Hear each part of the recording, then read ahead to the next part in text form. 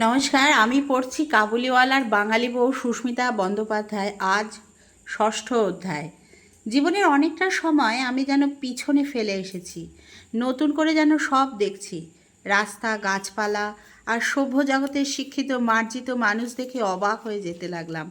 আমি আবার পৃথিবীর নতুন আলোয় আলোকিত হলাম। সত্যি, আফগানিস্তানের মেয়েরা সব দিক থেকে কত বঞ্চিত। এই পৃথিবীতে ওদের জন্ম শুধু দাসী বৃত্তি করতে। জগতের যত কিছু সুন্দর জিনিস তা শুধু আফগান পুরুষরাই ভোগ করবে।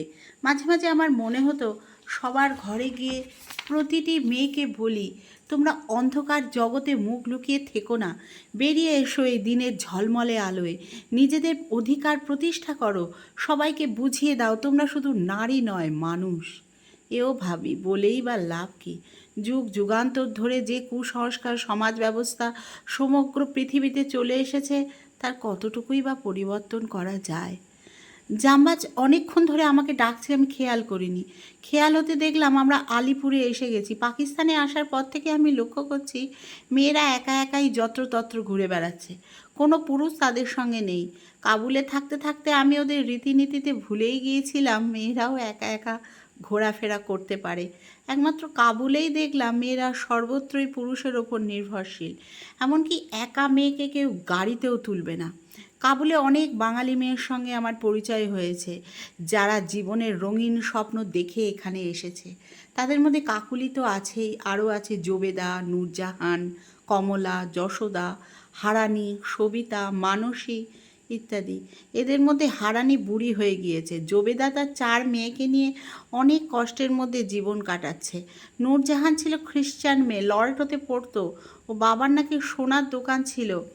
এরা জীবনের শেষ নিঃশ্বাস ত্যাগ করবে কাবুলেই। এদের কেউ আর এখন স্বপ্ন দেখে না, আমার মতো এত ভাবনাও ভাবে না। দুর্জয় সাহস ওদের নেই। এইসব কথা ভাবতে ভাবতেই বাস থেকে নেমে আমরা বাঁ হাতের রাস্তা ধরে এগিয়ে যাচ্ছি। অপূর্ব জায়গা, রাস্তার দুধারে লাইন করা ঝাউ গাছ। যে পাকিস্তান আমার কাছে একটা ভয়ের দেশ ছিল, আজ সেই পাকিস্তানের মাটিতে বিনা বাধায় আমি হেঁটে চলেছি। পাকিস্তানের প্রতি বরাবরই আমার একটা ঘৃণার ভাব ছিল। সবসময় একটা অবহেলার মনোভাব প্রকাশ করতাম। ভাবতাম ইয়াহিয়া খান আর ভুট্টো যে দেশের মানুষ, সে দেশ কোনোভাবেই ভালো হতে পারে না। 1969 অথবা 1970 হবে। আমি তখন চিত্তরঞ্জনে আমার কাকার বাড়িতে থাকতাম। ওখানে সেন্ট জোসেফ কনভেন্টে আমি পড়াশোনা করতাম। তখন পাড়ার কালী পুজোর সময় যাত্রা হতো। সেবার একটা যাত্রা দল যে পালা করেছিল, সেই পালাতেই দেখেছিলাম অত্যাচারী ইয়াহিয়া খানের চরিত্র আর ভুট্টোর অসভ্যতা ও অত্যাচার।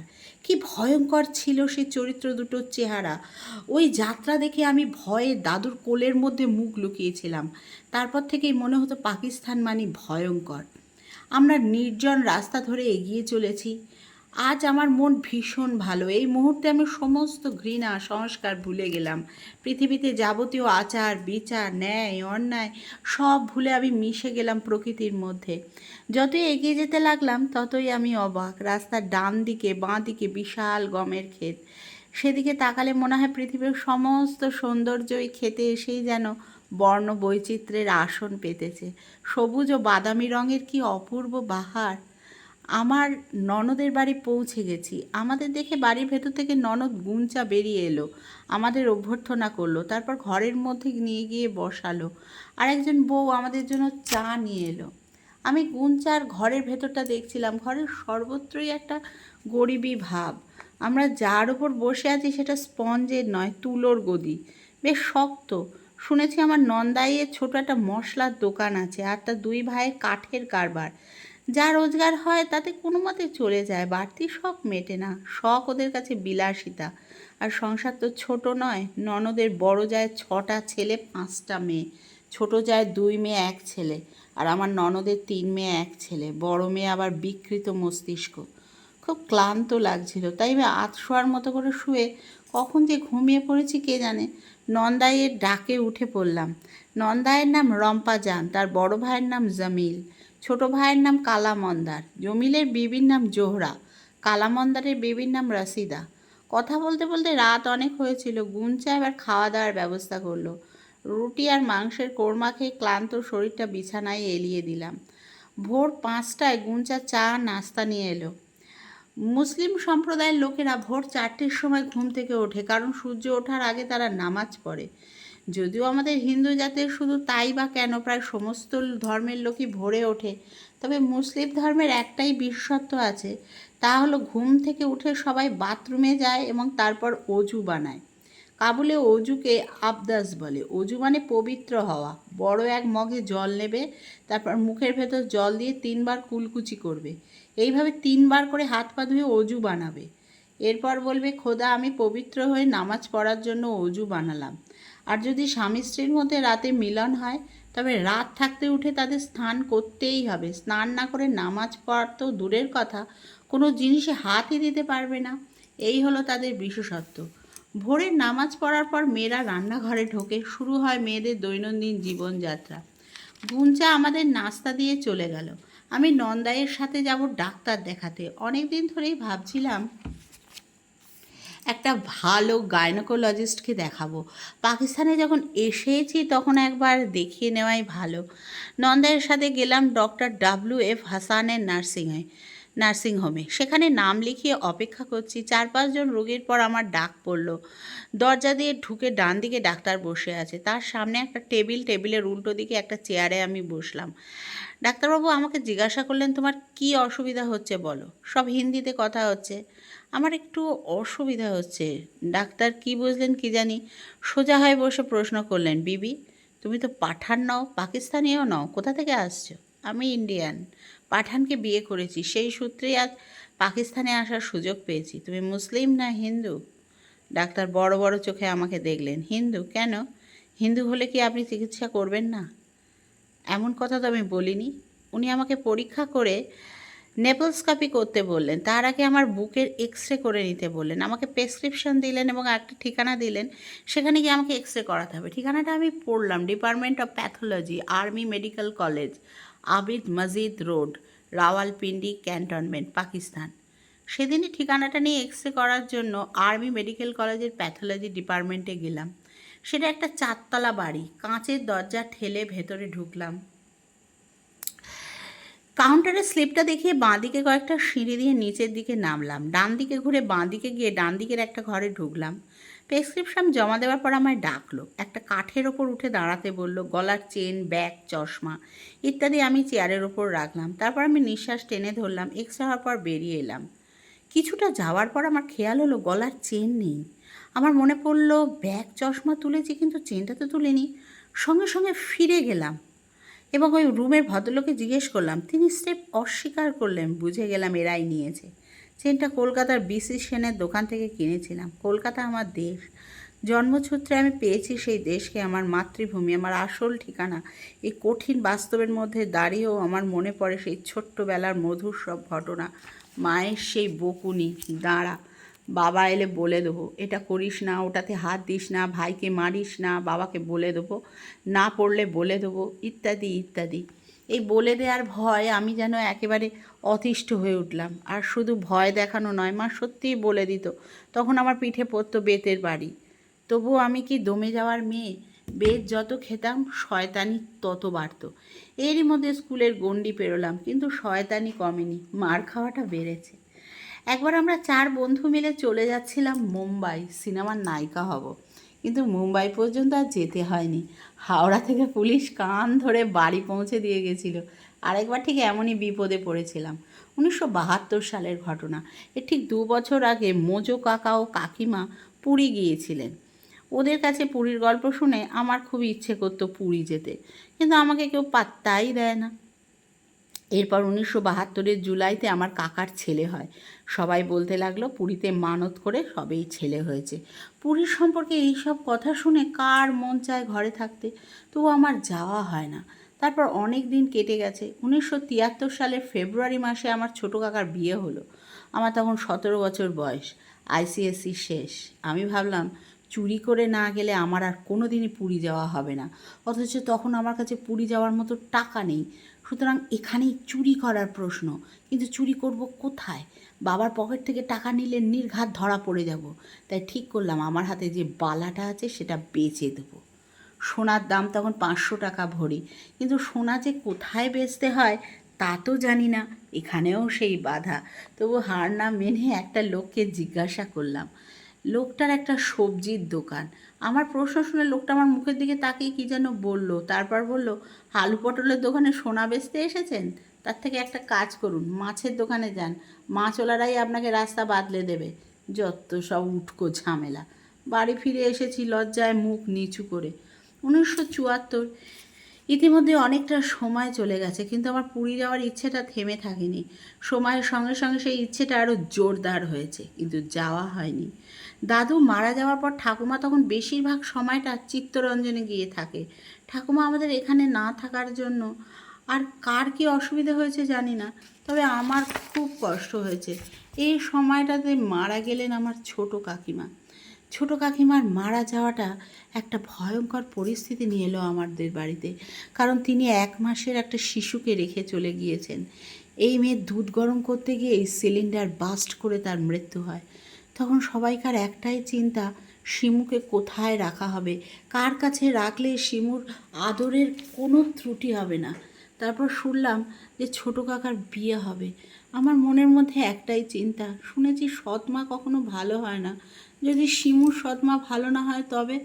সবাইকে ওই একই চিন্তা যেন পেয়ে বসেছে। যদি শিমুর সৎমা ভালো না হয়? তবুও ছোটো কাকার বিয়ে হলো, নতুন কাকিমা বাড়িতে এলো। আমি তখন ছোটো কাকার বাড়িতেই বেশিরভাগ থাকতাম।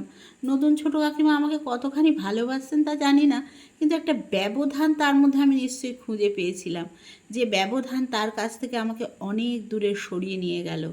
এই আমার চরিত্রের ভীষণ দোষ। কারোর ভালো লাগাটা আমি প্রাণ ভরে উপভোগ করতে পারি, কিন্তু মন্দটা গ্রহণ করতে চাই না বা পারি না, সে যাই হোক না কেন, যত বড় স্বার্থই আমার সঙ্গে জড়িয়ে থাক না কেন। তবুও বলি, আমি আমি কারোর মতো করে বাঁচতে চাই না। তাই ছোট কাকিমার ওপর অভিমান করে আমি বাড়ি ফিরে এসেছিলাম। তারপর খুব কমই যেতাম সেখানে। আমার ভীষণ আপন, ভীষণ প্রিয় ছোট কাকাও আমাদের থেকে অনেক দূরে সরে গেলেন। আগে ছোট কাকা আমার ভালো মন্দ সব কিছুর মধ্যেই থাকতেন, বিয়ের পর আর থাকলেন না। আগে প্রতি বছর মহালয়ার দিন আমাদের পুজোর জামা কাপড় কিনতে যেতাম। ছোট কাকিমা আসার পর আর হয় না। জামা দেওয়া তো দূরের কথা, পুজোতে আমাদের বাড়িতে দেখাই করতে আসে না। কিন্তু মেজো কাকিমা আমার আপন। অনেক অনেক অন্যায় করার পরও মা যেমন তার সন্তানকে কোলে তুলে নেয়, মেজো কাকিমা ঠিক তেমনি আমাদের তার ভালোবাসার রঙে রঙিন করে রেখেছেন। তার এক ছেলে এক মেয়ে, কিন্তু ভাসুরপো ভাসুরজিতে তার ঘর ভর্তি। মেজো কাকিমা বলে, তোরা ছাড়া আমার আর কে আছে বল? আমার নিজের তো মাত্র একটা ছেলে আর মেয়ে, তোরাই আমার সব। শুধু আমরা কেন, সবাই তার ভীষণ আপন।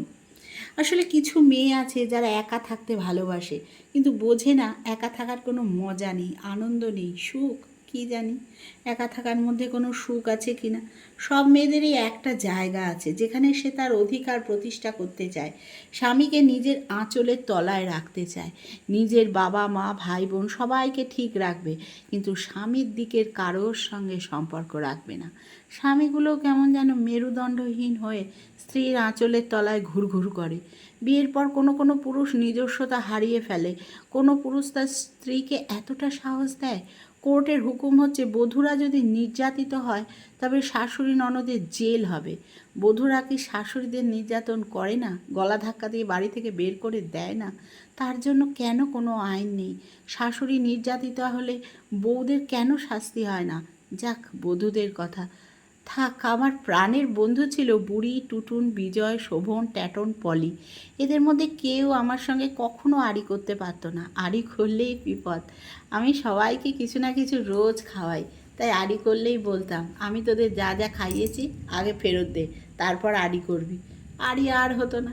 কিন্তু বুড়ি একবার আমার শয়তানি সহ্য করতে না পেরে আড়ি করেই সঙ্গে সঙ্গে আমার হাতে 5 পয়সার চানাচুর ধরিয়ে দিয়েছিল। 3 দিন আগে এই চানাচুর আমি ওকে খাইয়েছিলাম। আজকের এই বাস্তব পরিস্থিতি সেই ছোট্টবেলার স্মৃতিকে আমার কাছ থেকে অনেক দূরে ঠেলে সরিয়ে দিয়েছে, আমায় নিঃস্ব রিক্ত করেছে। রাতারাতি আমি যেন এক ব্যক্তিত্ব সম্পন্না মহিলা হয়ে উঠেছি। আমার সামনে সাফেসাল মসজিদ। জামবাজ বলেছে এখানে প্লেন ভেঙে পড়েছিল জিয়াউল হকের। কী যে তার সৌন্দর্য, তা ভাষায় বর্ণনা করা যায় না। মসজিদ চত্বরে দাঁড়িয়ে আমার মনে হলো আমি বোধহয় স্বর্গে পৌঁছে গেছি। আমার কলমের এত জোর নেই সাফেসাল মসজিদের সৌন্দর্যকে আমি ভাষায় প্রকাশ করি। ইসলামাবাদের এই জায়গাটা দেখে মনে হলো আমি যেন দিল্লির সফদরজং রোডে দাঁড়িয়ে আছি। মনটা ভারাক্রান্ত হয়ে গেল। আজ পাকিস্তান থেকে চলে যেতে হবে, আবার সেই আফগানিস্তান, সেই অসভ্য জীবনযাত্রা। এই জীবন থেকে কি আমার মুক্তি নেই? অনন্তকাল ধরে যেন আমি কোনো অন্ধকারাচ্ছন্ন গুহাতে ঘুমিয়েছিলাম। এই ঘুমের মধ্যে একটা সুন্দর স্বপ্ন দেখতে লাগলাম। স্বপ্নের মধ্যেই পৌঁছে গেলাম আলোর রাজ্যে। সেখানে অন্ধকারের লেশ মাত্র নেই। ভালো লাগার মুহূর্তগুলো কেন যে ক্ষণস্থায়ী হয়, আমার জীবনের সব ভালো মুহূর্তগুলো ভীষণ ক্ষণস্থায়ী। পারি না আমি তাদের ধরে রাখতে। আবার ফিরে চললাম বন্দি দশার মধ্যে। না গিয়ে উপায়ও নেই। আমি কোনো কিছুর মূল্যে নিজের দেশকে ছোট করতে পারবো না। এখান থেকে এইভাবে চলে গেলে কাবুলের আত্মীয়দের আশঙ্কাই সত্যি হবে যে জামবাজের বউ আর ফিরে আসবে না। আমাকে আর আমার দেশের সব মেয়েদের আসামিদের কাঠগড়ায় দাঁড় করাবে। তাছাড়া আমার একটা চরিত্র হচ্ছে কোনো কিছু শেষ না দেখা পর্যন্ত আমি ছাড়ার পাত্র নই। পাতানা বলে একটা জায়গায় আমাদের নামিয়ে দিল গাড়ি। এখান থেকে আমাদের বাড়ি মাত্র 2 কিলোমিটার। এই পাতানায় অনেকের কবর আছে। জামবাজের দাদু জ্যাঠাকে এখানেই কবর দেওয়া হয়েছিল। পাতানায় কাজে অকাজে অনেক লোক আসে। কবরের কাছে বসে কেউ কাঁদে, কেউ বা দুঃখের খবর জানায়। মোট কথা পাতানা এখানকার মেয়েদের কাছে একটা তীর্থস্থান, ভালো বেড়াবার জায়গা। বাড়িতে ফিরে এসে ওদের ব্যাপার স্যাপার দেখে অবাক হলাম। যেন বিশাল যুদ্ধ জয় করে আমি ফিরে এসেছি। একের পর এক সবাই আমার সাথে দেখা করতে আসছে। সবার মুখেই একই কথা, শাবাস্তিদার বান্দি। এর অর্থ তোমাকে সাবাস জানাচ্ছি। কেউ বলল প্লার মোর মখনাদার তোর কারাই। এর অর্থ বাবা মার মুখ কালো করনি। কেউ নাকি কল্পনাও করেনি যে আমি ফিরে আসব। আমি কি ফিরে আসতাম? এসেছি শুধু একটা লোকের প্রতি কৃতজ্ঞতা বা ভালোবাসার খাতিরে। তা নইলে কে আর এত কষ্ট ভোগ করতে চায়? একে তো কাদামাটির দেশ, তার উপরে বিদঘুটে খাওয়া বিশাল বিশাল গোল রুটি, হয় মাখন নয় দই নয় মাখন তোলা জল দিয়ে খেতে হবে, যা আমরা এই জন্মের চোখে দেখিনি, তাই কোনো রকমই গিলতে হবে। মাখন তোলা জলকে এরা ক্রুবে বলে, দইকে বলে মস্তিয়া, গমের খড়কে এখানে বলে প্রোরোরা। এই প্রোরোরা গরুর ওজ খোরাক, অর্থাৎ শুকনো খাবার। সেপ্টেম্বরে আঙুর পাকে, জুলাইতে তরমুজ খাওয়ার যোগ্য হয়ে ওঠে। সেপ্টেম্বরের প্রায় 1 মাস আগে থেকে আপেল পাকতে থাকে। এখানে সবই খুব বড় বড় হয়, কিন্তু আপেল ছোট, তবে একেবারে ছোট নয়, আবার কাশ্মীরি আপেলের মতো রঙও নয়, বড়ও নয়। শস্য বলতে এখানে আলু, পেঁয়াজ, শশা, তরমুজ, পালং, টমেটো, গাজর সবই হয়। আর হয় নানা রকম ফল, যেমন আপেল, আঙুর, খাটাকি, জর্দালু, তুত, আলু বোখারা, বাদাম। আমরা যাকে বাদাম বলি ঠিক তা নয়, চ্যাপ্টা চ্যাপ্টা বাদাম। আর খাটাকি একটু লম্বা কুমড়োর মতো, কিন্তু খেতে অপূর্ব। এই খাটাকি পেকে গেলে যদি তার 5 মাইলের মধ্যে কোনো ঘোড়া বা গাড়ি যায়, তার শব্দে খাটাকিতে ভাঙন ধরে, সমস্ত গা ফেটে যায়। আর জর্দালু হচ্ছে হলুদ রঙের একটা পানের মতো আকৃতির ফল, সাইজে ঠিক মাঝারি আলুর মতো, ভেতরটা ফাঁপা, একটা চ্যাপ্টা দানা আছে ঠিক আমলকির দানার মতো। জর্দালু শুকিয়ে খোবানি হয়। এখানে গমের চাষ হয় অনেক জায়গায়, ধান কম হয়, ঠিক কম না, কিন্তু কেউ চাষ করে না। তামাকের চাষ হয়, তবে চাষটা সবই ওই 7 মাসের মধ্যে, মে থেকে নভেম্বর। এরপরে ঠান্ডা পড়ে যায়, তারপর বরফ। ঠান্ডায় গাছ শুকিয়ে যায়। সেপ্টেম্বর থেকে অক্টোবরের মধ্যে গম কাঁটা হয়ে যাবে, আবার নতুন করে গম ছড়াবে। গমের খড়গুলো ঠিক চুলের মতো কদম ছাট হয়, তেমনিভাবে ডাস্ট করে রেখে দেয় গরুর খাবারের জন্য। তাছাড়া এখানে মটরশুঁটির গাছের মতো একরকম গাছ হয়, তার নাম সাঁওতালা আর রিস্কা, এগুলোও গরুর খাবার। রোজার সময় পাকিস্তান থেকে ব্যবসাদারেরা টমেটো, শশা, সান্তারা অর্থাৎ কমলা লেবু, কড়াইশুঁটি, আচার, মূলো, কাঁচা লঙ্কা আরও অনেক সামগ্রী আফগানিস্তানে নিয়ে এসে চড়া দামে বিক্রি করে। এরা টাকাকে বলে আফগানি। 50 টাকা থেকে নোট শুরু। 1000 ইন্ডিয়ান টাকায় 60,000 আফগানি টাকা পাওয়া যায়। জিনিসের দামও খুব বেশি। একটা ডিমের দাম 500 টাকা, একটা মুরগির দাম 1000-3-4, 1 গজ কাপড়ের দাম 2500, খুব ভালো কাপড় হলে 4-5 হাজার টাকা মিটার। এক ট্র্যাক্টর কাঠ 2 লাখ টাকা, একটা দুম্বার দাম 40 থেকে 80 হাজার টাকা, এক পাতা ডিসপ্রিনের দাম 500 টাকা, এক বোতল সিরাপের দাম 3000, এক চারাক আলু 2200, এখানে কিলোকে চারাক বলে, 1 লিটার কেরোসিন তেলের দাম 4000। এদেশের বহু খারাপের মধ্যে একটা খুব ভালো, তা হচ্ছে মৌসুমি বায়ু। জলও অতি চমৎকার, যেমন ঠান্ডা তেমন মিষ্টি, আর হাওয়া তুলনা হয় না। কারো হাত পা শরীর যদি জং ধরা টিনে কেটে যায়, তবু কোনো টিটেনাস নেওয়ার দরকার হয় না, সামান্য ডেটল মলম দিলেই সব ঠিক হয়ে যাবে। সারাদিন হাওয়া বয়, হাওয়ার বেগ সন্ধে থেকে বাড়ে। সারা বছর মোটামুটি একটা কিছু রাতে গায়ে দিতেই হবে, নয়তো শীত করবে। ডিসেম্বর থেকে ফেব্রুয়ারি বরফ পড়ে, ফেব্রুয়ারি থেকে এপ্রিল জমা বরফ গলতে থাকে। সেই বরফ গলার সময় রাস্তাঘাট কাদায় কাদা হয়ে যায়, মাটি নরম থাকে। আবার মে মাসে শুরু হয় বৃষ্টি। এই সময় দেশের অবস্থা শোচনীয়। গাড়ি তো জানুয়ারি থেকেই বন্ধ। রুশি ট্র্যাক্টর চলে, তবে তার চাকাও হয় বরফে, নয় তা কাদায় আটকে যায়। কাদা খুঁড়ে গালি ঠেলে তবেই নিষ্কৃতি। জুলাই থেকে আবার স্বাভাবিক হয়। ডিসেম্বর থেকে জুন অবধি সবাই ঘরেই বসে থাকে। জুন মাসের মাঝামাঝি থেকে চাষ শুরু হয়। আঙুর গাছের ডাল ছেঁটে ছোট করে বরফের সময় মাটি দিয়ে ঢেকে রাখে।